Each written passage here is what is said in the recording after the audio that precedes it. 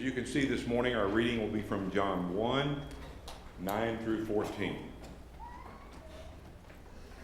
The true light that gives light to everyone was coming into the world. He was in the world, and though the world was made through him, the world did not recognize him. He came to that which was his own, but his own did not receive him. Yet to all who did receive him, to those who believed in his name, he gave the right to become children of God. Children, born not of natural descent, nor of human decision, or a husband's will, but born of God. The Word became flesh and made his dwelling among us. We have seen his glory, the glory of the one and only Son, who came from the Father, full of grace and truth.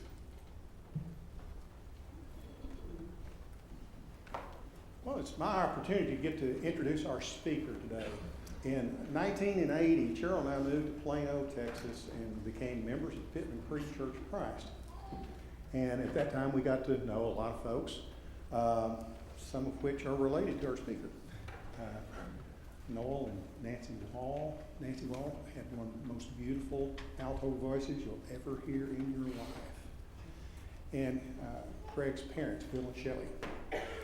Back in a previous life, when I was a building contractor, Bill contacted me and said, hey, Greg's got a dog, and I need to have a fence put up.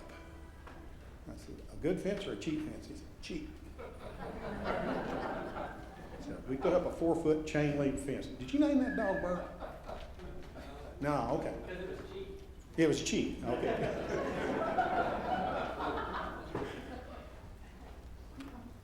I have watched Greg over the years. I got into ministry in 1995 at White Rock. And as our girls went through high school and went to Harding, I ran into Greg there. And I was so excited to find out he was a Bible major, and he has done a marvelous job. When he moved back to the Richardson area with his job in outreach and evangelism, he called me. He said, can I come by and just visit with you? I said, sure. And he came by and he picked my brain. So he's got all the stuff that I have to offer in about an hour and a half. But I am very honored to get to introduce to you Greg Parks. And I told him he can speak as long as he wants to, but we're leaving here about 10:15.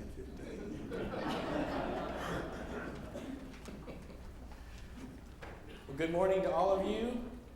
It is good to be with this congregation this morning. My family and I are very blessed to be here, and I have to say, we are thankful. I am thankful as a minister at Waterview for the work that this congregation does in your community. I'm thankful for all the ways that you are reaching out and bringing others to know Christ through all these different creative ways. As Bert was talking this morning about your summer learning camp, I was busy taking notes and just all the things that you are doing as a church. I am thankful for that, and I would dare say that many of the programs and ministries that we have going on at Waterview right now came in some ways from being inspired by what the Webb Chapel congregation is doing. And so I want to thank you for that and just let you know how appreciative we are. I do remember Bert putting that fence up. I can affirm it was a cheap fence. I pulled a lot of English ivy off that fence through the years and cursed the day that we decided to get chain link fence because of that. But Bert has been a great mentor to me. Of course, Bert's brother Thurman is one of our shepherds over at Waterview, and so we have a lot of neat connections there. But I am thankful to be with you this morning. As you saw from our reading, we're going to spend some time in the book of John. We're kind of going to look at a few different passages. So if you want to go ahead and turn to the book of John, that's where we'll be this morning. If you've ever been to an opera, you know that the overture is the piece of music that is played before the actors ever set foot on the stage. And the point of an overture is to give us as an audience a preview of all the different major themes and melodies that will come into the play later on. And the purpose of that is to let us hear what they sound like so that we will recognize them later as they are more fully developed as the production goes on. The first 14 verses of John's Gospel, a portion of which we heard read a moment ago, serve as a kind of overture for John's literary opera. In John's prologue, he gives us a glimpse of all the different themes that he will go on to more fully develop. And the one that I want us to really think about and focus on this morning is the theme of believing in Jesus. Believing in Jesus. And John's Gospel is a great place to go when you need some help wrapping your head around the idea of what does it really mean to believe in Jesus Christ. Because as he so often does, John doesn't just tell us what it means to believe in Jesus. John shows us what it looks like to believe in Jesus. Now, for a lot of us, the idea of believing in something is probably fairly black and white. We either believe it or we don't. But in reality, I would say that belief is actually quite a bit more complicated than those two categories. In fact, it's probably a lot more complicated. So I want to give you an example this morning of what I mean. And so I'm going to give you a statement, and I want you to decide in your seats whether you believe this statement or not. And the statement is this, that just a few short weeks ago, I saw former President George W. Bush wearing only a towel. Now, you're deciding among yourselves right now whether or not you believe that statement. Now, here's the reveal. That statement is true. One morning, I was getting out of the shower. I had a towel wrapped around me. I walked out, and there on the television was former President George W. Bush. Now, I hope you'll forgive me for this play on words, but notice the statement is true. Now, at first glance, the option whether or not to believe that statement probably seemed pretty simple. You either believed it or you didn't. But let's unpack this a little bit more, because what I think is normally a black and white area is actually a little bit more gray. For example, before I revealed whether this was true or not and explained what happened, how many of you believed I was telling the truth, but if I had asked you to explain how this came about, you probably wouldn't have really known what to say? Well, that is an example of confused belief. One of our first gray areas of belief. It is a belief that lacks understanding. And how many of you, based on what little knowledge you might have of me, maybe what Bert has told you about me, unfortunately, but you wanted to give me benefit of the doubt, and you sincerely believed my words, but when I finally told you it was true, you were still surprised. And we would call this non-expectant belief. And this is a kind of belief that doesn't really translate into an expectation of action. It believes the words at the outset, but there's not really any expectation of what might come next. Non-expectant belief. And how many of you sincerely believed what I said, but you were afraid to admit it out loud to the person sitting next to you for fear of looking foolish? We would call this category captive belief. Captive belief is belief that we refuse to proclaim out loud because we are held captive by fear of what others might say or think. And notice that in each of these categories, there is a sincere element of belief, but it is belief that comes with restrictions. It is belief that has caveats. It is belief that has fine print down below. In other words, what we just saw and what we're going to see in John this morning is that belief is a complicated matter. Belief is complicated. That belief nearly always comes with baggage attached to it. And that despite that baggage, despite all of that, it is still belief, and it is a starting place for something more. Let's begin this morning in John chapter 7. In John 7, the Jews are getting ready to have this big festival called the Feast of Booths.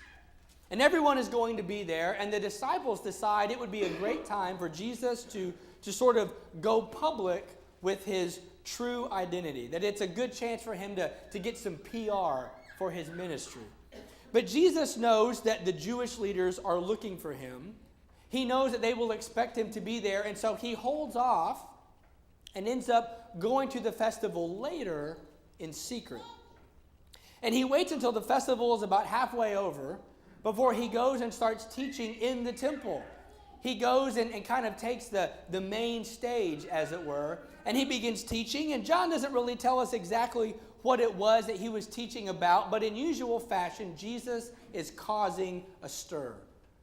And people are listening to him, and they are arguing among themselves. They are arguing with him, and the things that Jesus is teaching are getting more and more radical.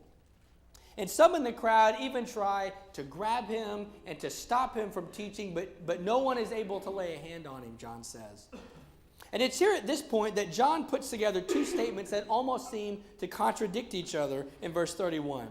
John writes that many in the crowd believed in him, and they said, when the Messiah comes, will he perform more signs than this man? Now think about those statements. To us, that might seem like a very bizarre thing to say. The crowd is believing in Jesus, and yet they are still wondering when the Messiah will come. Now we know that Jesus is the Messiah. So what's going on here? Well, what I think is that John is giving us a portrait of one of those categories. It's the category of confused belief. The kind of belief that still doesn't quite get all the details. The kind of belief that doesn't quite get how it's all going to come together and work itself out, but it's belief that is willing to try.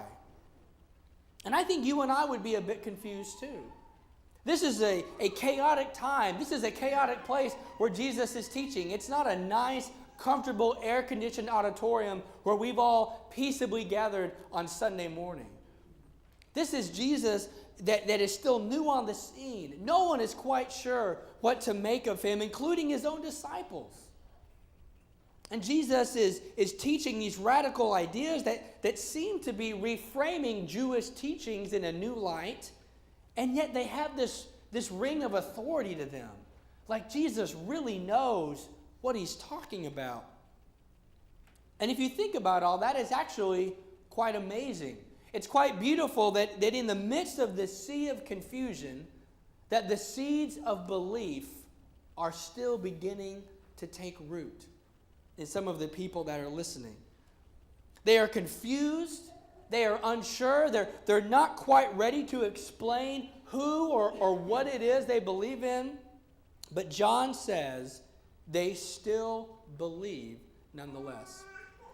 And I think what John is telling us here in this account is that there is a place in the kingdom for those of us who have confused belief. Because confused belief is still a starting place for something more.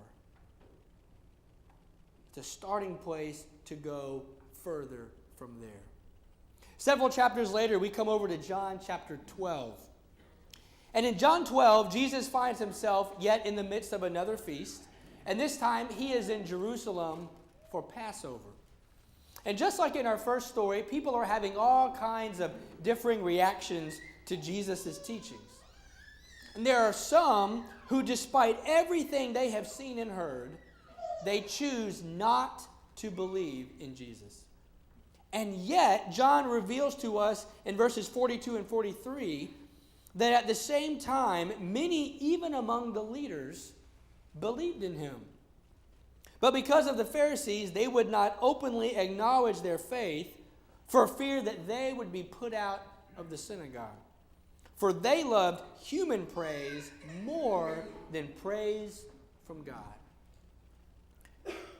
And so the question becomes, can we sincerely believe in Jesus and yet be afraid to share that belief out loud? Can our selfish pride exist for a time alongside a submissive yet incomplete faith in who Jesus is? And I think John's answer to that question would be yes. Because here's what it looks like. I'm showing you what it looks like. And before we object to that, let's ask ourselves, does that not describe even some of us who are here this morning? That we are sincerely believing Christians who are still allured by the things of this world sometimes.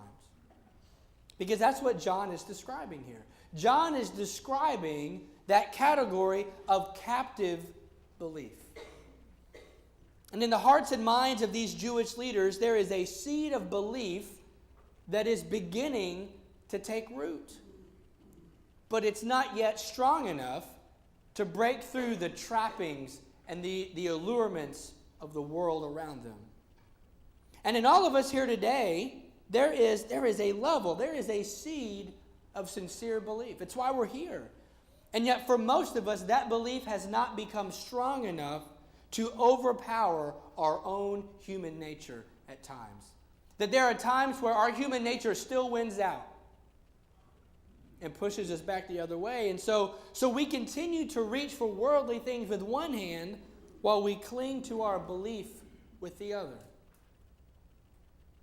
And I would say that the main struggle that most of us face as Christians is not outright rejection of God, but it is wanting to hold on to God while we reach for something else.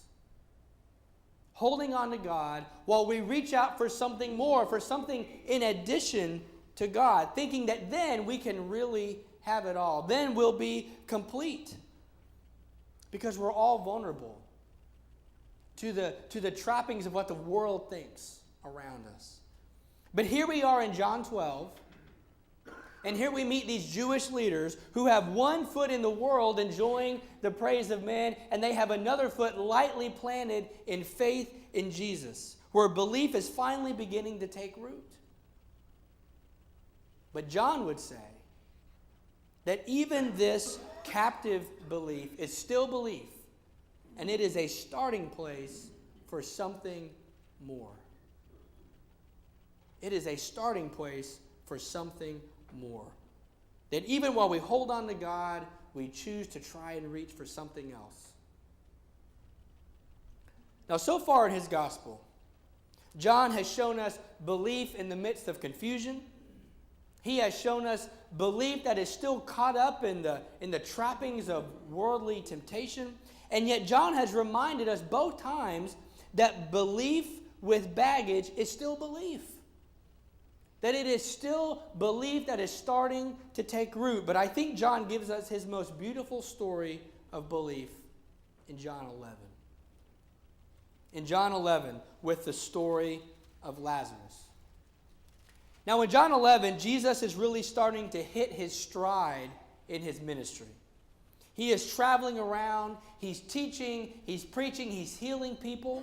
People are beginning to really put their faith in him. And in the midst of all of this traveling, Jesus gets news that his friend Lazarus is sick. Now, Lazarus has two sisters, Mary and Martha. And they are pleading for Jesus to come and heal their brother. But we know that Jesus deliberately waits.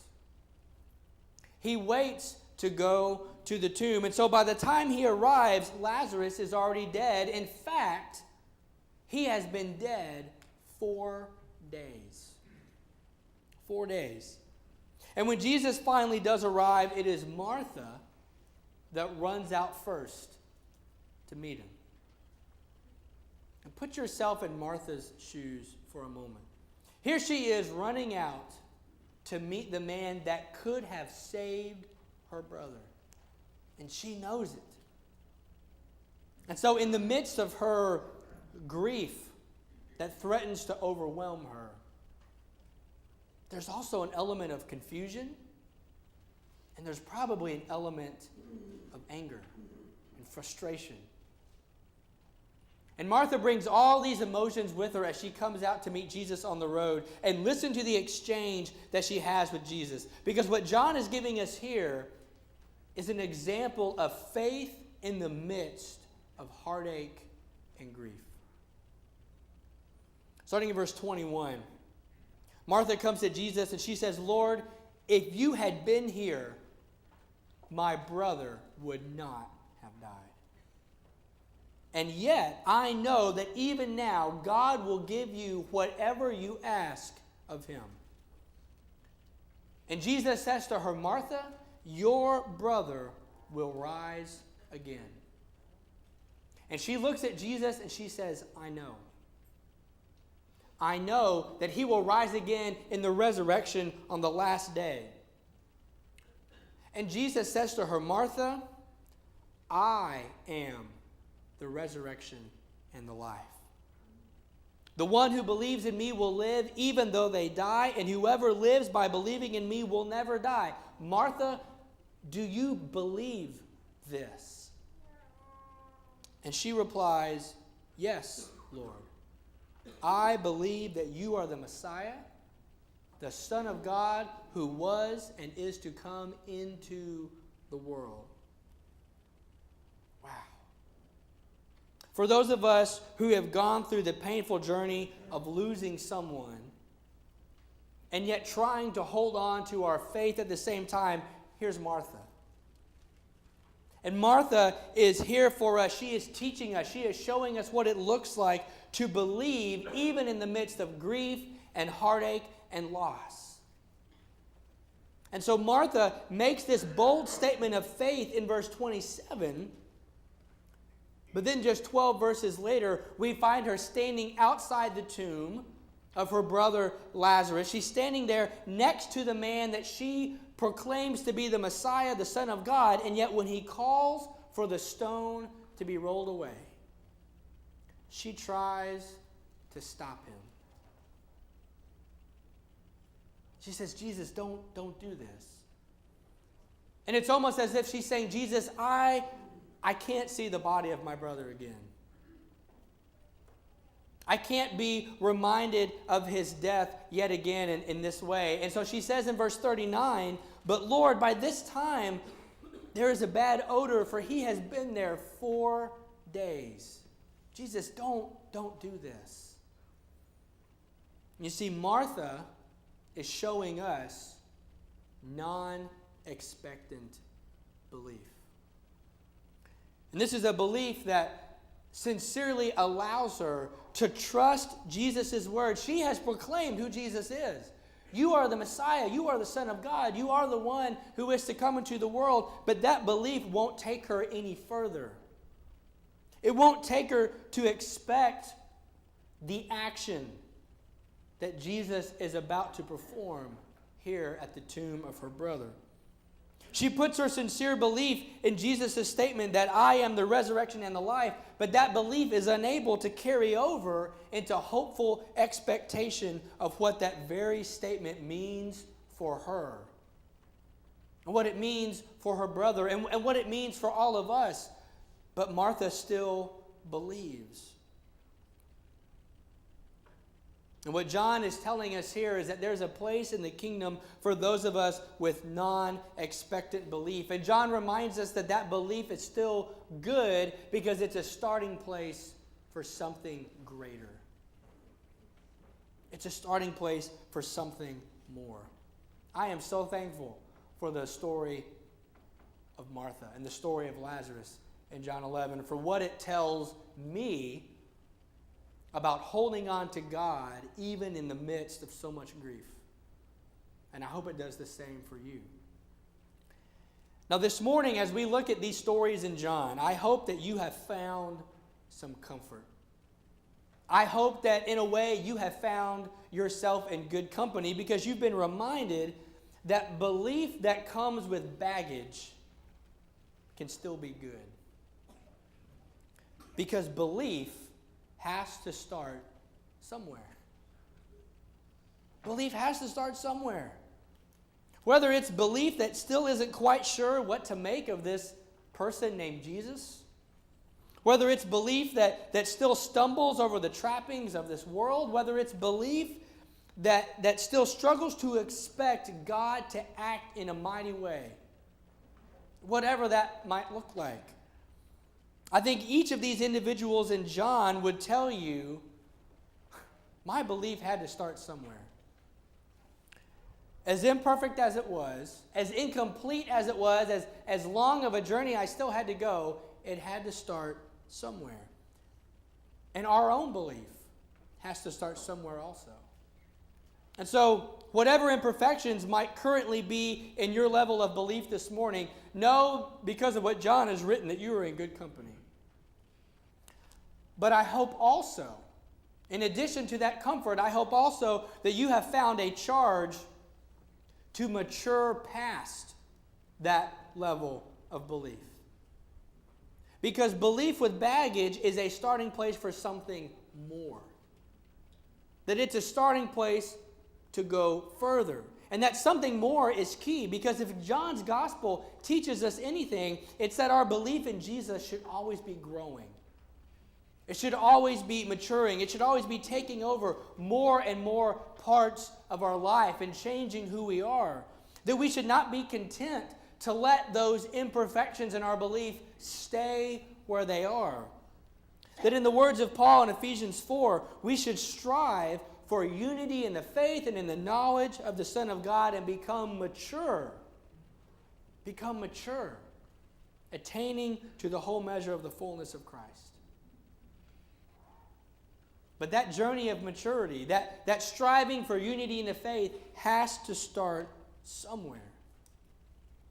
And so whether your level of belief this morning comes without a lot of understanding, whether it comes without much expectation for what God might be doing in your life right now or doing in the future, whether it's belief that is still caught up in all the things and the trappings of this world, wherever it finds itself, know that it is still belief. And know that John would say it is a starting place for something more, for something greater. And so this morning, you may be ready to take that step towards something more. Maybe it's a step that involves a deeper Bible study. Really looking at who Jesus is and what he promises and what he says about himself and what he can do for you. Maybe it's a step that involves the prayers of this congregation. I just need you to pray for where I'm going right now, for what I'm dealing with. That's a step towards something more. And the church is designed to help bring that about. Maybe it's a step that involves the step of baptism, of proclaiming your faith in Christ and starting that journey of discipleship where our sins are washed away and we are born a new creation. But whatever your something more is this morning, we want to encourage you to take that step. And if this congregation can be of encouragement to you in any way, we want to do that this morning while we stand and while we sing to encourage you today. I know